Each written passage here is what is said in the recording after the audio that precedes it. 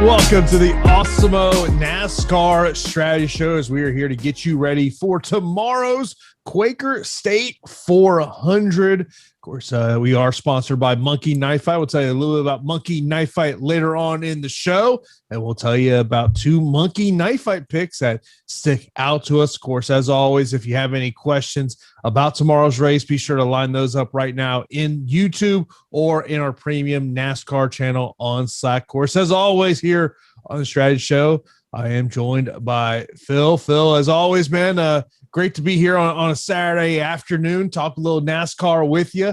Let's just get your take overall as you kind of you've evaluated this race. What's like the big sticking point for you? You know, really the big thing, and I don't want to be the NASCAR weather tout, because that's a horrible career to chase down. But I mean, what we're staring at for tomorrow, and of course there's a 50-50 shot of rain, and Pierce Dietrich over there at Race for the Prize, he pointed this out. Like, if you're not from around this area, and I'm sure this is something you can attest to, if you're not from around what we would consider the South, or you're not a Braves fan, you're probably not accustomed to the fact that, I mean, this area, especially this time of the year, there is a ton of rain. So a 50-50 shot of rain here at Hampton, Georgia, it's just one of those things.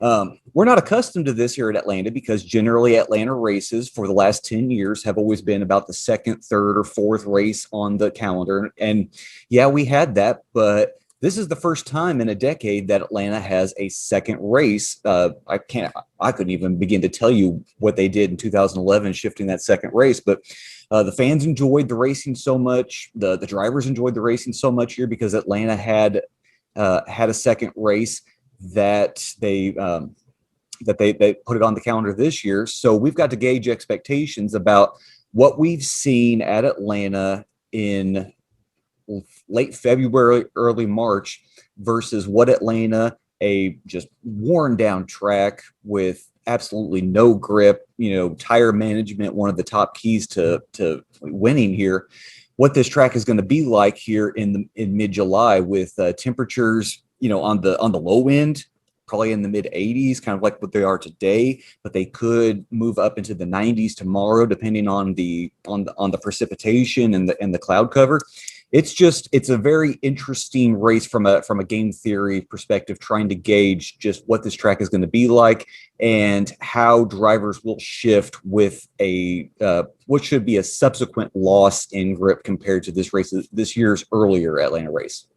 Yes, living here in the South, living in Tampa, just mark your clock down 5 o'clock. You got a good chance you're going to get a good thunderstorm. It's just the way it is. And it's hot. It's hot right now. I remember last weekend I was mowing the yard. I was like, "Ooh, it is a hot one outside." But yeah, that is the weather down here. Of course, as always, appreciate everyone that's tuned in here to the Awesemo NASCAR Strategy Show. Of course, be sure to like and subscribe also right here on YouTube. Got a ton of great programming for you each and every day. Of course, later on today, we got myself and Pete for UFC Live Before Lock. Also, EMAC will have MLB Live Before Lock following UFC Live Before Lock. And I do want to let you know, today's free premium data and tools over at Awesemo.com are the MLB main slate ownership projections and the MMA fighter rankings. If you're not a member of Awesemo Plus and you want to get a peek of what's behind the paywall, that is a free content that you can check out over there about what is behind the paywall each and every day here at Awesemo.com. So Phill, let's talk a little bit about roster construction here.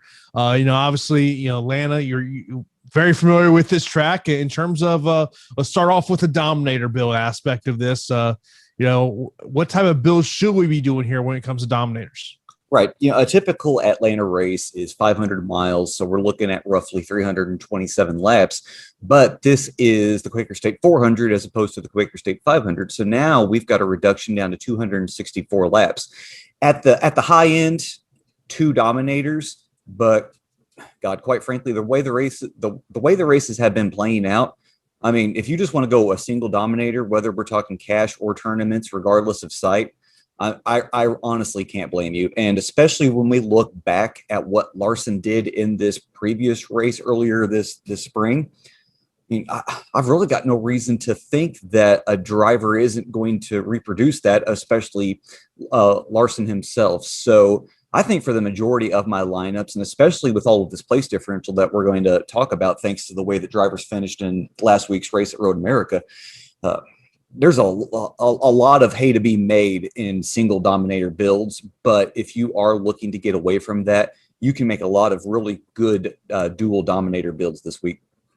Yeah, when you look at place differential, I know when I was putting together my spreadsheet this morning with all the salaries on the various DFS sites, I mean, there was definitely, some drivers underneath 8,000. I was like, okay, we've got some decent place differential there, and obviously that's going to come down to it's hard to get away from Kyle Larson at this point. I mean, it's just, the guy's just having a great season. Yeah, and even at $12,000 this week on DraftKings, that's still not prohibitive. Yes, there is a reduction in laps.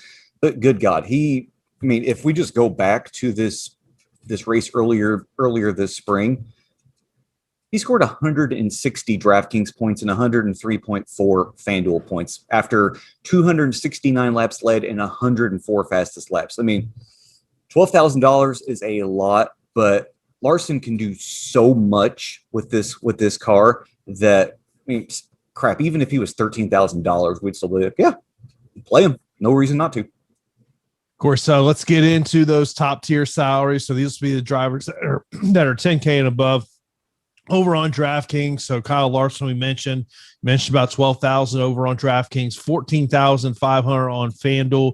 He is starting in the 6th spot. Then we got Kevin Harvick starting 21st, 10,900 on DraftKings. Ryan Blaney starting 15th, 10,500. Kyle Busch starting 2nd, 10,300. William Byron starting 19th at 10,000.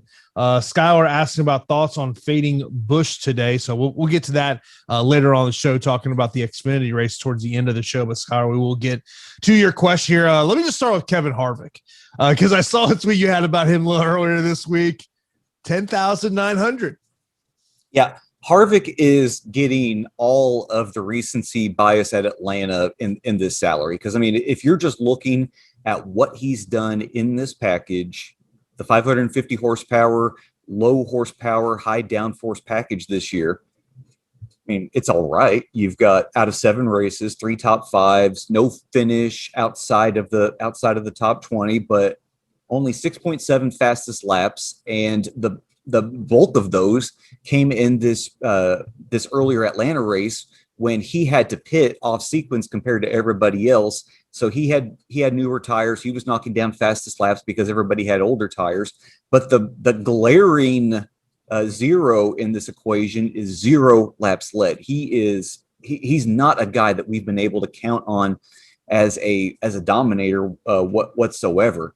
And his driver rating, it's only 93.4, which is, that's good, but that's not where we have traditionally seen Harvick. This has traditionally been a good driver and one of the fastest cars, and that's just not what we've gotten this year for whatever reason, whatever rabbit hole you want to go down trying to explain that.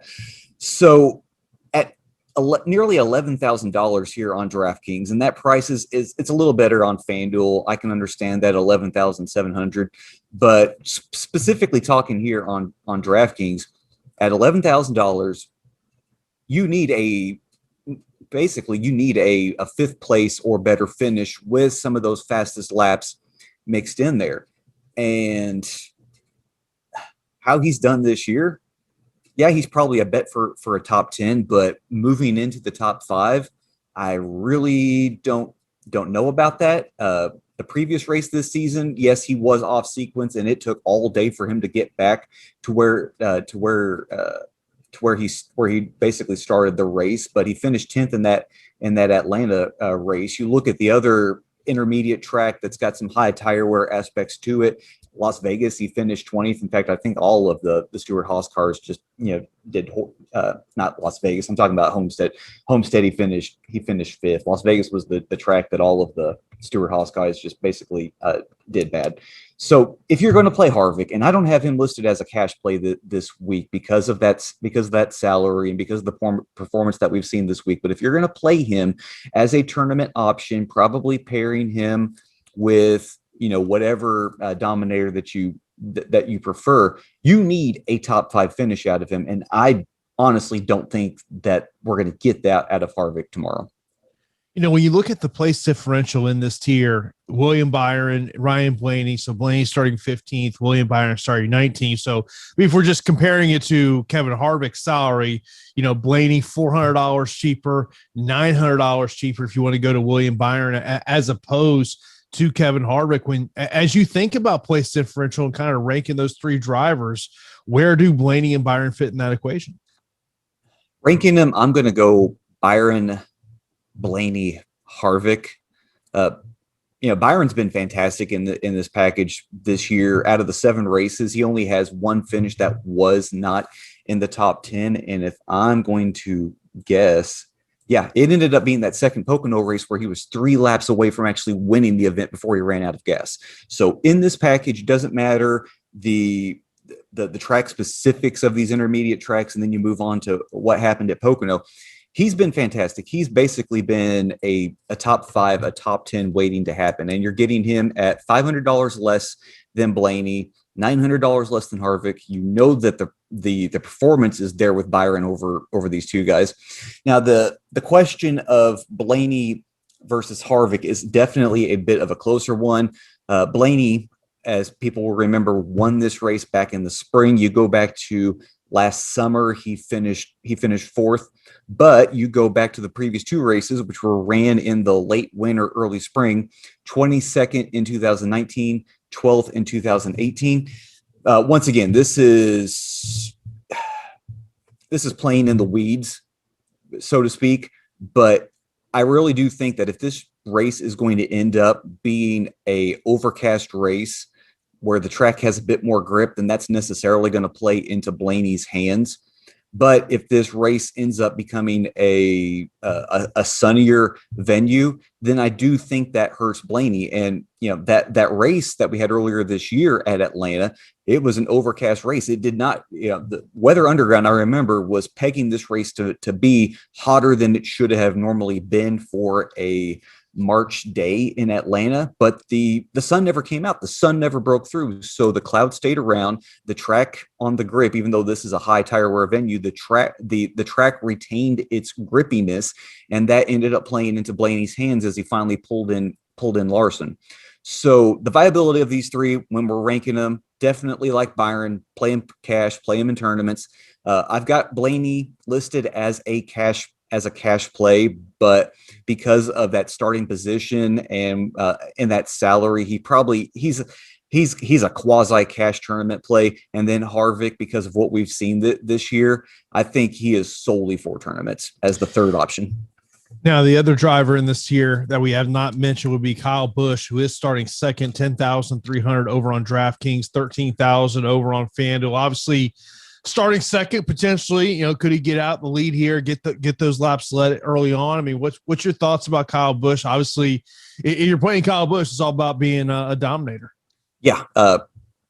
Kyle is the driver that I'm looking to as the 2nd most likely to lead laps in this race, ranked only behind Larson. I mean, Busch is on a hot streak himself. And then when you look at this package, basically ever since Las Vegas, he has failed to finish outside of the top 5. And then, of course, you go back to the second Pocono race. He won that event, even with a transmission that could not shift out of 4th gear. One of the more remarkable things that we've seen.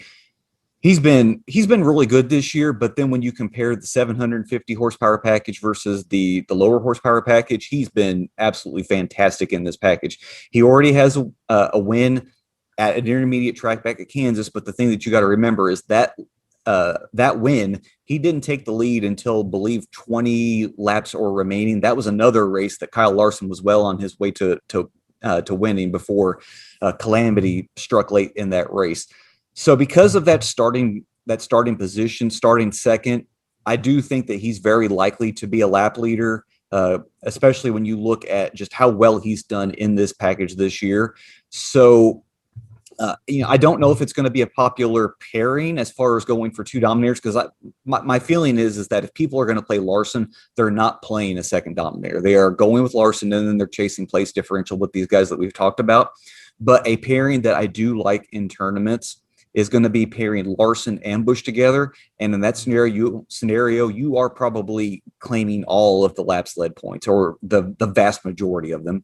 Of course, if you have any questions for Phill, leave those right now in the chat. We will get to those as we do go on. Now, one of the best ways to get a free month of Awesemo Plus Platinum is to review your favorite Awesemo shows, a part of our podcast network. Almost all of our shows are available on there. Of course, just go to awesemo.com/podcast. And what you do once you get there, submit a 5-star review with your Twitter handle or Awesemo username included. You'll be entered to win a free month of Awesemo Plus Platinum.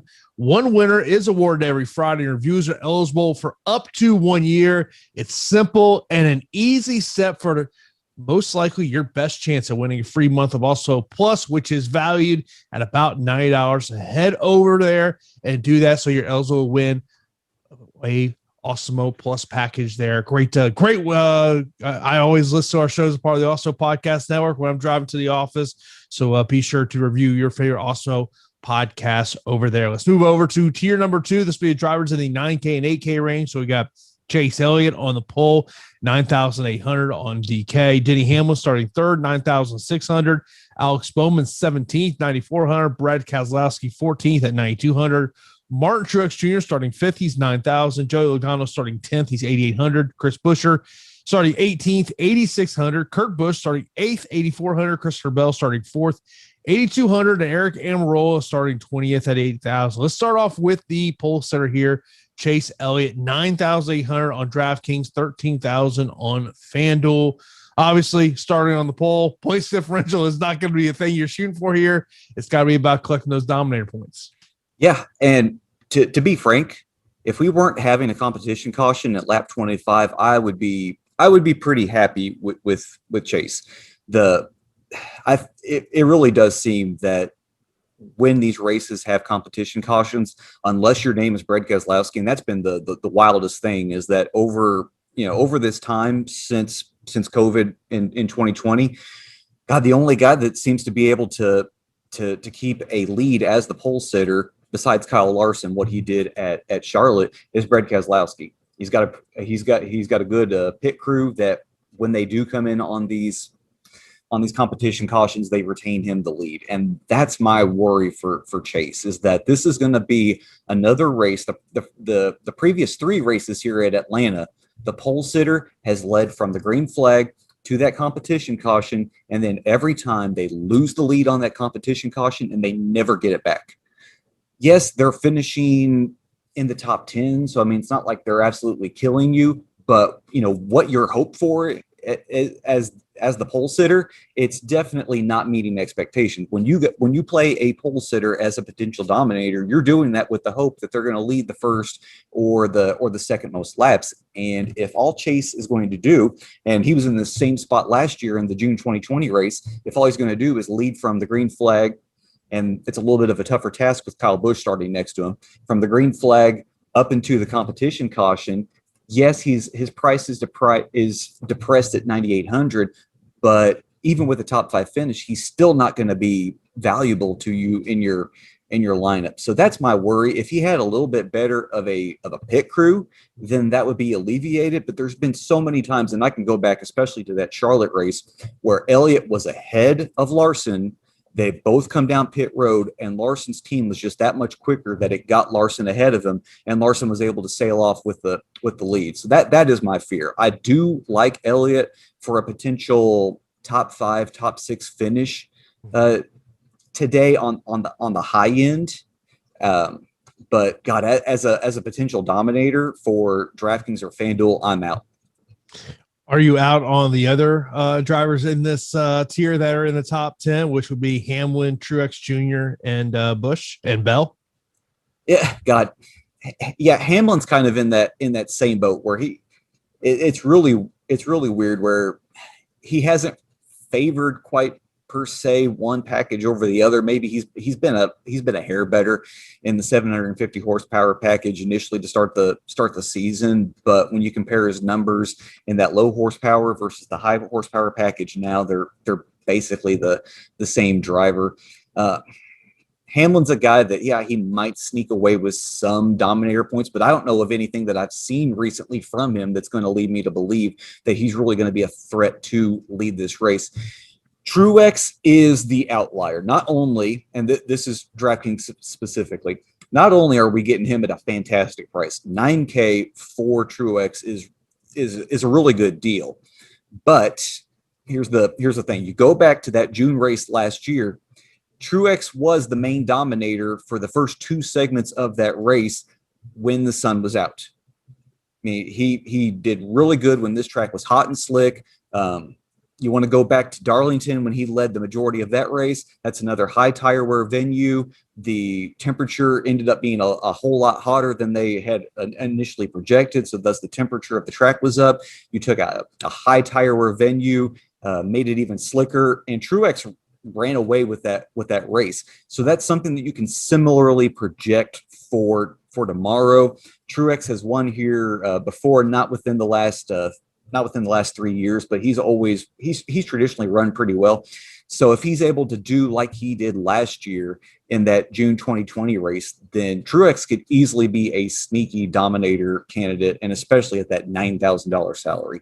Of course, as I look over to my left, I can see the ownership projections that we do have over at Awesemo.com. If you want to get access to those great tools and data that we have over at Awesemo.com, you can sign up for an Also Plus weekly pass for $29.95. And if you're a new user of Also Plus Platinum, then you can take advantage of a great promotion that we have going on for this show. When you use the promo code NASCAR Strategy Show, all caps, one word, that's NASCAR Strategy Show, for 25% off your first week of Awesemo Plus Platinum. Of course, if you're just looking to play NASCAR DFS, you can sign up for Awesemo Plus NASCAR Weekly Pass for $9.95. Give you access to ownership projections, to those driver projections, the top driver tool, and so much more. So be sure to check out everything we got over there at Awesemo.com. Of course, you can read Phil's articles over there as well, as he's always got content over there at Awesemo.com. Now, looking in this tier 2, you do obviously have some place differential here. Right at the bottom, you got Eric Almirola starting 20th, Alex Bowman starting 17th, Brad Keselowski starting 14th, Chris Buescher starting 18th. Who in this tier, when it comes to place differential, has got your eye? I really like Bowman, but once again, and God, I'm sorry for beating this dead horse, guys. You look at Bowman's recent finishes here. His best finish came in that earlier spring race. He finished 3rd when the skies were overcast. Now, he had a 12th back in that June race last year when the track started off hot, but then eventually cooled down once the clouds came out. But then his finishes before that were 15th and 20th.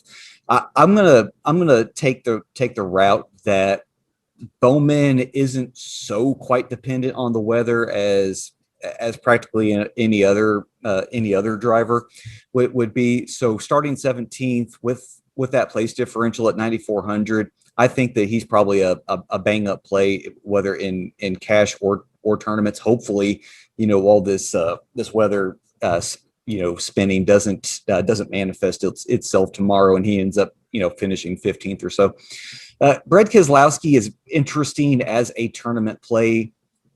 His splits in this package have been much better versus the higher horsepower package. So getting him starting 14th, he's probably not going to be that popular, especially with Bowman right there. And then you've got Truex as a potential dominator. So hopefully, his ownership will fall somewhere that you can take advantage of that. Got to talk about the elephant in the room in this range, and it's Chris Buescher. At starting 18th at 7,300 on FanDuel.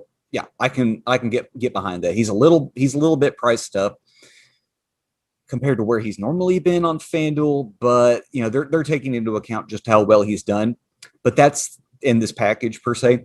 But that's the problem with DraftKings. They are taking how well he's done in this package too far, pricing him up at 8,600, almost as if this was like Kurt Busch starting 18th. But this is a Roush Fenway car. Buescher, he's been bringing home top 10 finishes before the doubleheader at Pocono. They were 7th, 8th, and 8th in those races. Go back to the race at Homestead, he was actually like a partial dominator, leading a good chunk of that first segment going into the second segment. I think if NASCAR Twitter is any indication of how ownership is going to fly, people are not going to play Chris Buescher. They are going to stay away from him because they think this price is egregious on DraftKings. But quite frankly, that probably makes him a really good tournament play. He's going to have place differential. On a good day, he's going to end up picking up 10 spots, maybe even a little bit more, especially if this track is hotter and slicker, and thus we have a little bit more attrition to add to this race. At that elevated salary, it's going to be a little bit tougher for him to make value. But if Bowman fails, if Keselowski fails, if Truex is not a dominator tomorrow, and I don't really have any faith in Joey Logano in this package until he does something different, Busch starts 8th. Christopher Bell starts 4th. Eric Almirola is just a 16th place waiting to happen. Buescher could easily outscore all of these guys. I was going to ask you that because as I look at ownership projections, Almirola and Buescher are very similar. So would you rather just spend the extra based on what you just said there, to me says spend the extra $600, go with Chris Buescher. Yeah, I would definitely pay the extra $600 just for that ceiling. This is the state of Eric Almirola, that things are on the upturn for him simply because he's finishing races, and those finishes have been somewhere between 14th to 16th place. Now think about that for a veteran like himself racing for Stewart-Haas Racing. When that is the indicator that your season is turned around, then my God, that is not good for what should be an upper echelon team. So yeah, give me Buescher. If he's going to do like he's done at this track, in this package at this track, then he's going to finish, somewhere between 5th and 10th place again, and end up being a very viable tournament pivot. Obviously, it's very clear when you look at this tier who's going to be the lower owned driver. It's not really hard to figure out. It's Christopher Bell. Right. It's not really hard to figure out. So, what is the path to Christopher Bell being optimal? Bell needs to find a way to, because there's no way that I'm going to project him to lead laps, save for somehow Elliott, Hamlin, and Busch all going 3 wide in the first corner, each of them getting loose, and then Bell finds his way getting through there. He needs to find a way to get some fastest laps, and that could easily happen if they pit off sequence, like they come in a few laps earlier than the rest of the guys. Therefore they're going to have newer tires, and they'll get some fastest laps in the process. And you're going to need a top 5 finish from him, definitely with that starting position. So could Bell find his way to, let's say, 20 fastest lap points in a 264 lap race? I mean, it's possible, but when you look at this package so far this year, Bell's only averaging 5.4 fastest laps in these 7 races utilizing the 550 horsepower package. So, it is definitely an uphill climb. And quite frankly, if you're in this range and you're trying to find a tournament pivot, if you're not going to play Buescher, I think your better bet is just to go to Kurt Busch, because he has a little bit more place differential. He's finished well here before. This season started off like crap for him, evidenced by a 39th place finish here earlier in the spring. But before that, he's generally been a top 10 driver here. And Kurt's definitely on the uptick. He has raced his way back into the playoffs now with, I believe, a 25-point cushion over Chris Buescher for that last spot. So Kurt actually has the potential to stay there and possibly sneak away with some dominator points. Over the last 4 races here, he is actually averaging 11 fastest laps per race and 14 laps led per race. So Busch actually gives you some hope for some dominator points. Of course, be sure to check out our sponsor, Monkey Knife Fight. With Monkey Knife Fight, you are in charge. Of course, they are all about the player prop contests. And of course, head over to monkeyknifefight.com. And when you sign up, make sure to use that promo code Awesemo for an instant first match deposit of up to $100. Once again, that is when you use the promo code Awesemo. When you sign up, instant first match deposit of up to $100. And I know there are 2 prop bets that stuck out to you in this one involving Chase Elliott and the other involving Martin Truex Jr. Right. If you're on Monkey Knife Fight, just scroll over to the more or less the 5 of 5. This is the one that pays out 15 times your entry fee. The last two drivers that you have to make a decision on are Chase Elliott, more or less 16.5 fantasy points, and then Martin Truex Jr., more or less 15.5 fantasy points. The stand that I'm going to take on Elliott on Monkey Knife Fight with that 16.5, saying that let's just say that he does lead until that competition caution. So we're going to give him 2.5 laps led points. So can he finish at least sixth or seventh place? And I think he's going to go under. I think that you're looking probably at another 8th to 10th place finish. It's funny. This is supposed to be Elliott's home track, 100 miles away from Dawsonville, Georgia, but he's never shown anything that makes Atlanta look like he values this track over anything else. So say that he's going to finish with another 8th place finish with those laps led points. You're looking at 15.5. He's going to go under. On the flip side, you've got Martin Truex Jr., the driver that I'm going to say is the third most likely to lead laps tomorrow. Even if he doesn't lead laps tomorrow at 15.5, you just need a 5th place finish. And 5th place is definitely a good threshold for Martin based on how he's done at this track. And if he does sneak away with some laps led points, it's going to make reaching that even easier. Of course, be sure to, when you sign up over there at Monkey Knife Fight, they got the instant first match deposit of up to $100 when you use the promo code Awesemo. Let's move on to tier number 3. This will be the drivers in the 7K and 6K range. So we've got Austin Dillon starting 13th, Daniel Suarez starting 27th, who screwed me last week. Matty D starting 12th, Ryan Preece 34th, Ross Chastain 9th, Tyler Reddick 7th, Eric Jones 22nd, Cole Custer 23rd, Ricky Stenhouse Jr. 16th, Chase Briscoe 11th, Bubba Wallace 24th, who if you went with that chalk last week, that worked out for you. Ryan Newman 29th. Two drivers I want to pinpoint to, and it's more about the FanDuel side of this equation, and that's Ryan Preece and Eric Jones. So Ryan Preece on DK 7,400, but only 4,000 over on FanDuel. Eric Jones 6,900 on DraftKings, but 4,500 on FanDuel. So what's your thoughts about both those drivers as a FanDuel play? I think I'm out on Preece, even at this appropriate salary here on FanDuel at $4,000. Let's just say it. You cannot play Ryan Preece at $7,400 on DraftKings. That is an egregious salary. Yes, DraftKings will price up drivers according to place differential, but the fact that they priced up Ryan Preece starting 34th at 7,400, but then left Ryan Newman starting 29th at 6,100. It's just one of the sillier aspects of the supposed algorithm that makes these prices that, it makes us DFS players wonder, just what are you guys doing up there in Massachusetts to reach this kind of conclusion? But back to FanDuel. Preece, I think he's going to do like he's always done here. He's going to end up somewhere between 25th and 30th. He's been all right in this package, not great. So yeah, he's going to probably pick up 5 to 7 to 8 spots. And remember, you only get a half a point for each position that you gain on FanDuel. And what's going to matter more, especially for these drivers, besides the place differential, is the finishing position. So a 25th to a 30th place finish for Preece, even at this salary, I mean, it's not going to be the reason that you win, or quite frankly, the reason that you lose a cash game or a tournament game tomorrow.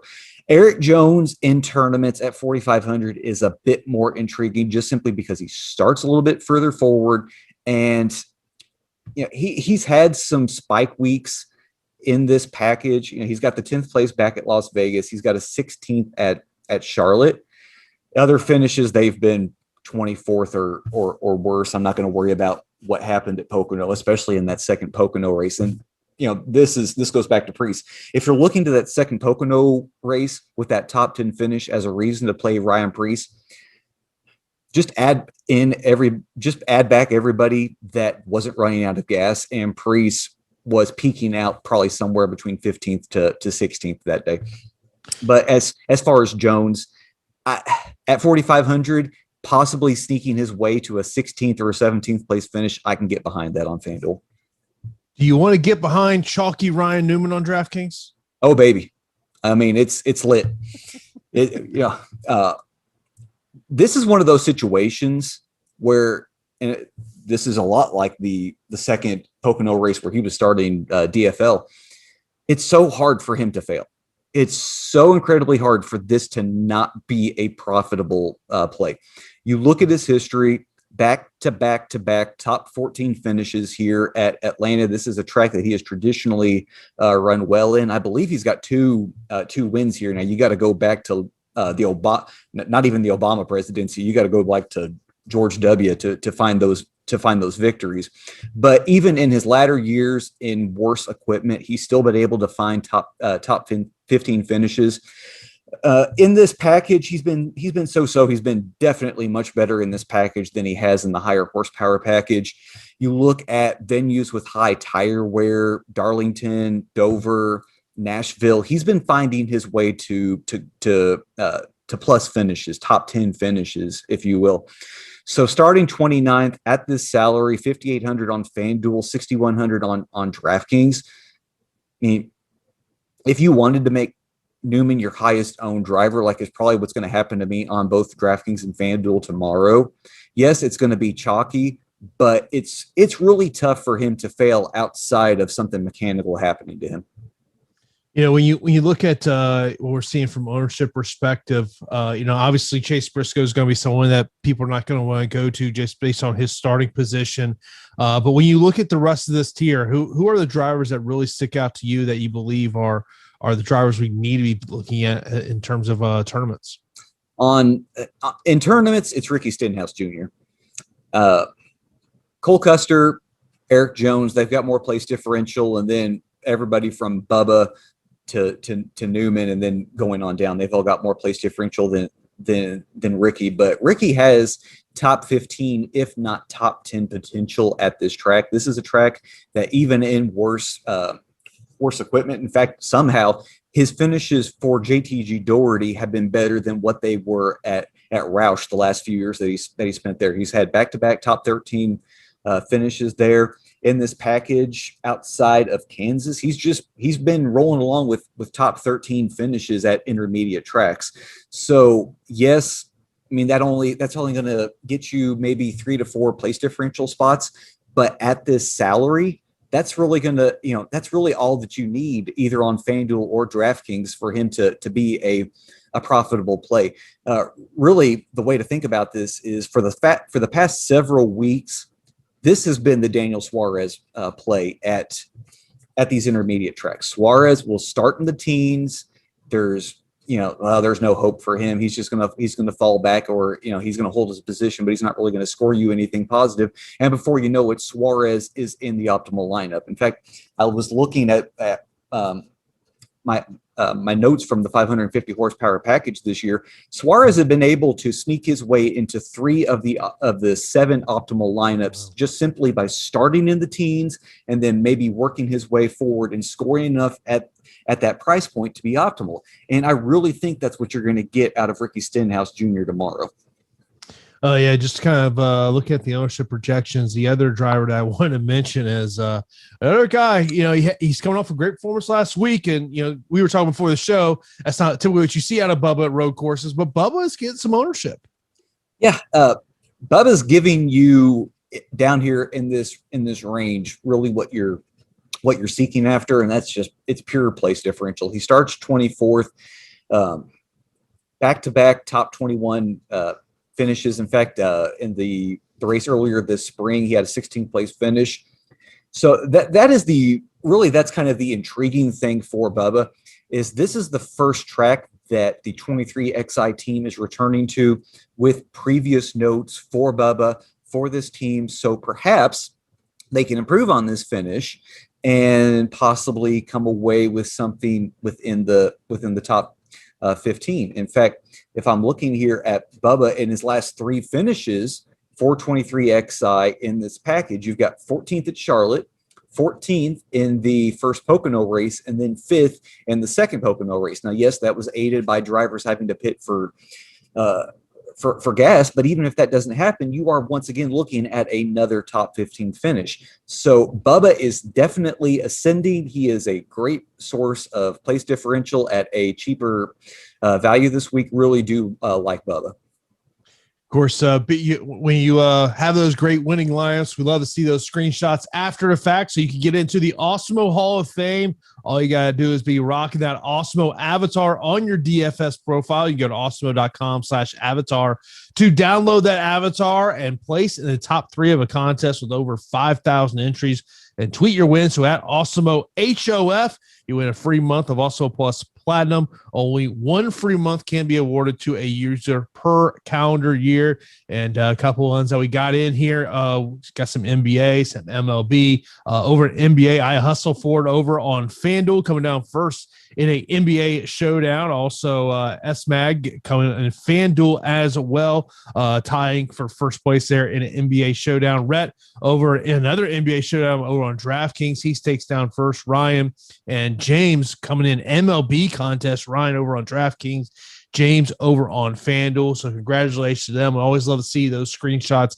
And so be sure to send us your screenshots after tomorrow's NASCAR race as you're developing your lineups here today. So let's get into the final tier. This will be the drivers that are underneath $6,000. So that'll be Michael McDowell starting 25th, Corey LaJoie starting 26th, Anthony Alfredo 32nd, Garrett Smithley 37th, Cody Ware 31st, BJ McLeod 36th, Justin Gailey 28th, Bailey Curry 33rd, Josh Bilicki 30th, Quinn Hoff 35. So I think this is a question I always ask you every week.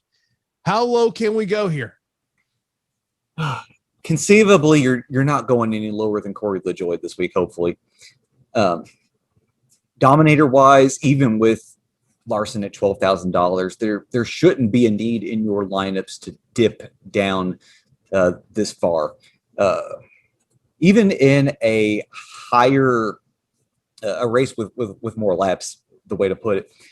In the race earlier this year at Atlanta, the optimal lineup was Kyle Busch at 10,700, Kyle Larson at 10,400, Ryan Blaney at 9,200, Ryan Newman at 7,100, Daniel Suarez at 6,500, and then Chris Buescher at 6,000.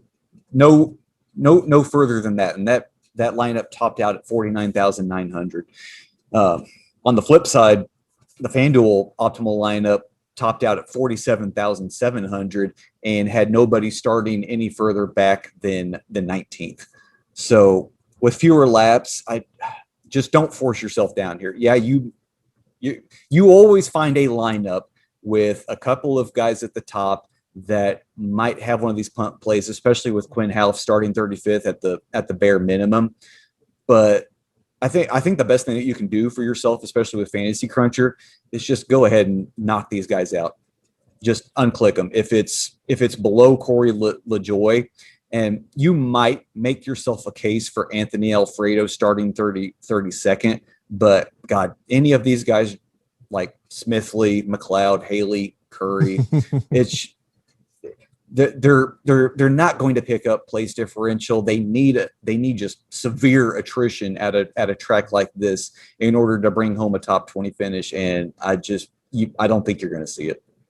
Yeah, I mean, I just popped up my DK app, and so I was like, so if we went with a core of Kyle Larson, Ryan Newman, Ricky Stenhouse Jr., that leaves you with 25,300 for your final 3 drivers, so it gives you an average of 8,400. Yeah, I mean, that is a fantastic core, and that puts you nowhere near needing to play with these punts, hoping for all the right circumstances to fall into place to make them optimal. The only problem with that core, it's a little chalky. Then you got to find ways to get a little different. I think that's where we start talking about roster construction. If you're going to have 3 chalky plays, which we expect all 3 of those to be chalky plays, is how you separate yourself from the rest of the field. And I mean, maybe you throw, who knows? I mean, Wallace is going to be chalky, so you don't want to go there. I mean, that's going to be the big question you have to ask yourself. Yeah, with what you were averaging after that core, you could easily play with Kurt Busch, hoping that he does sneak away with some dominator points. And we've talked about the aspect of playing Chris Buescher, even though fantasy Twitter is convinced that he is a bad play with this starting salary. And then what does that leave you at? You're probably somewhere in the low 8s or the high 7s. And I mean, God, every time we come to an intermediate track, it's always, well, can I play Austin Dillon? Well, yes, you should have played Austin Dillon. He ended up being optimal.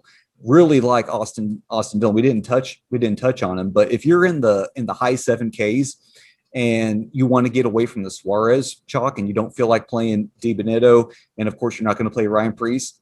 I mean, all Austin Dillon does at these intermediate tracks is he starts in the teens and he finishes with a top 10 finish and ends up being optimal. Yeah, I mean, so using that, so saying your core is Larson, Newman, and Stenhouse Jr., you throw in Kurt Busch at 8,400, Chris Buescher 8,600, then it leaves you 8,300 for your final spot, which you can obviously easily, throw an Austin Dillon in there. If you don't want to go to Christopher Bell, we talked about why you like Chris Buescher more than Eric Almirola. So, it doesn't put yourself in a situation where, okay, I'm having to go with one of these punt plays. Yeah. And whatever your fears are about the chalk and what happened last week was such a weird anomaly.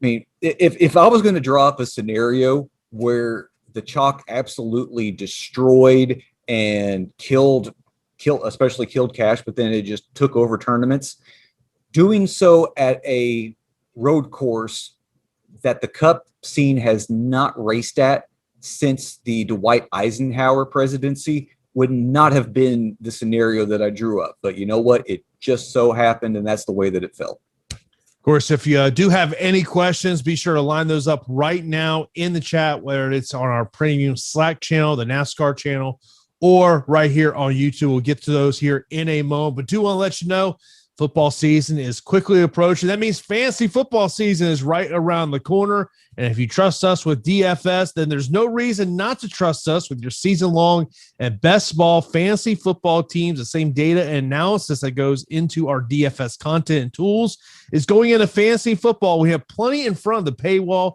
for you to get started, including rankings and a ton of free articles and videos from Lofley and Matt. There's a couple of things you need to do first, though. Go subscribe to the new Awesemo Fantasy Football and follow at Awesemo Fantasy on Twitter, as well as the Awesemo Fantasy Football Facebook page. Football season is right around the corner. We'll get to first question coming in from Slack. Says, have a core you like for today's Xfinity race, Kyle plus who? I know we had somebody asked about should you fade Kyle earlier. As far as a core for today, what I built my lineups around was Kyle Busch, just assuming that he's going to lead probably 90% of this race. Add in Santino Ferrucci starting 25th. He's probably a good bet for a top 15, if not a top 10. And then I disparaged him in my column, trying to weigh the benefits of playing Colby Howard versus Ryan Vargas. But it does seem that Ryan Vargas really is on the uptick. He had been finishing a whole lot better than he normally does in this series before a wreck at Pocono. So if this is just Vargas improving, take out the finish at a track that doesn't, correlate to other intermediate tracks, then yeah, let's get back on board with Vargas. So that's a core of 3 I think you can get behind.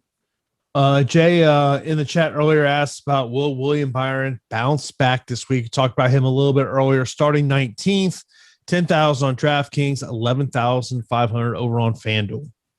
Yeah, in this package, let's just go over the finishes. First at Homestead, 8th at Las Vegas, 8th at Atlanta, 9th at Kansas. And then this is where things picked up. You had a 4th at Charlotte. You had a 3rd in the first Pocono race. And like I said, he was 3 laps away from winning that second Pocono race before he had to pit for gas. So in this package, it doesn't matter if it's at an intermediate track. He's been so solid. He's been so good. I really think that Byron he should probably be one of your higher owned players tomorrow. Of course, it all goes down tomorrow, the Quaker State 400. Of course, if you ever do have any questions for Phill, you can hit those up in our premium Slack channel. Of course, as always, make sure you subscribe to Awesemo right here on YouTube. Got a ton of great shows for you each and every day. At 5 o'clock, we got UFC Live Before Lock with myself and Pete Rogers Jr. 6:15, MLB Live Before Lock. EMAC and Gundacker will get you ready for tonight's MLB slate. So make sure you hit that notification bell so you know when a show is live here on the channel. Phill, anything else you want to mention before we get out of here? We didn't talk about him too much, but Daniel Suarez, I've got him listed as a cash play across both sites.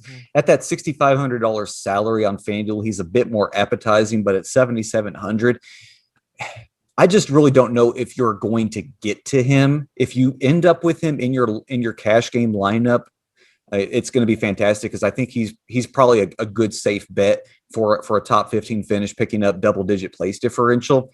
But the matter of the fact is that the way that I've been playing around with cash lineups this week on DraftKings is I just never got to him unless I intentionally made him like the second driver in. So I really do like Suarez, but that salary is probably going to keep him from being a core part of your cash lineup. Of course, hopefully everyone has a great weekend. I will talk to you in 3 hours from now for Live Before Lock for UFC 264. So, of course, make sure to hit us with those screenshots of your winning lineups for tomorrow's NASCAR race. That's going to do it for this edition of the Awesemo NASCAR Strategy Show. We will talk to you again next week right here on Awesemo.com.